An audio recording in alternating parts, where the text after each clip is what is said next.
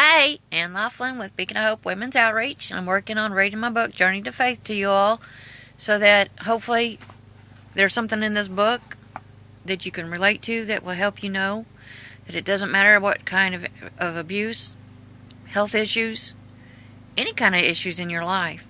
You don't have to be a victim. It's up to you what you do with it. It's your choice. If you're going to hold on to it, let go of it, you don't have to be a victim. All you have to do is have faith. Faith in yourself. Faith in your higher power if you believe in a higher power. But most importantly, your faith.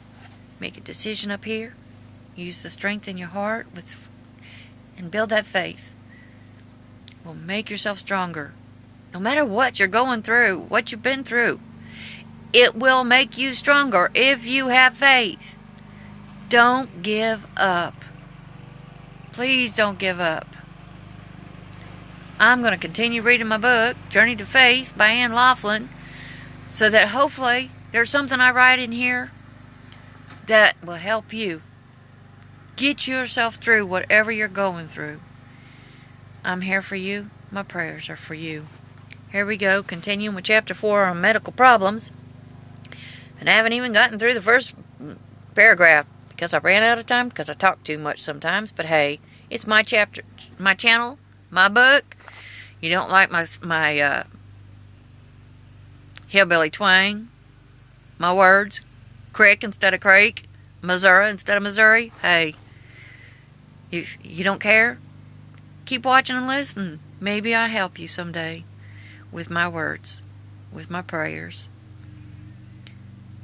If not, maybe you'll help somebody else with my words, with my experience. Back to my book. We were talking about my ankle. Previous video where my ankle split from my leg because of being born with weak bones. Anyway, I received the shots, was put into a cast for months, way too long. Because it didn't want to heal, they kept putting a brand new cast on. Finally, they put a pin in there to hold it until it grew together on its own. Anyway, by my next school year, my first year in junior high, and in another school building, I was lucky enough to be rid of the cast. Finally, and I was back with my school friends. Like Bernadette. She's my good friend from kindergarten that taught me about Jesus Christ. Then there's Lisa and Tammy. Lisa's a neighbor.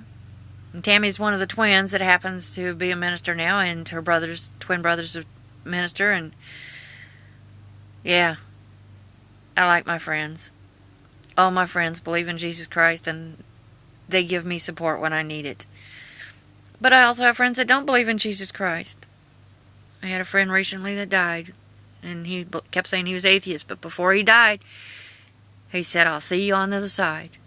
That means he knew. He believed. I believe.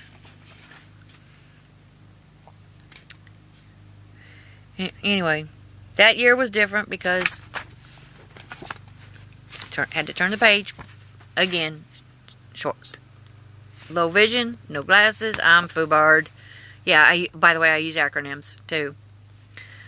Did not normally let me participate in any school activities. I'm continuing the page. That's my mother did not normally let me participate in any school activities, but I was allowed to join the Glee Club this year and try out for the pom-pom squad. During all this time of learning about my bones that did not want to grow right, all because I was allergic to milk and could not get calcium the old-fashioned way, I was also going through growing pains. My parents continued to break up and get back together whatever their mood was, whatever their problem was, don't know. My uncle and I was assigned my uncle that I was assigned to.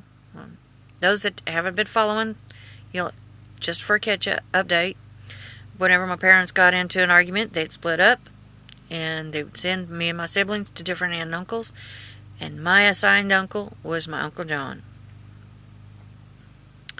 So anyway, my uncle that I was assigned to abused me to the point my female organs were torn asunder.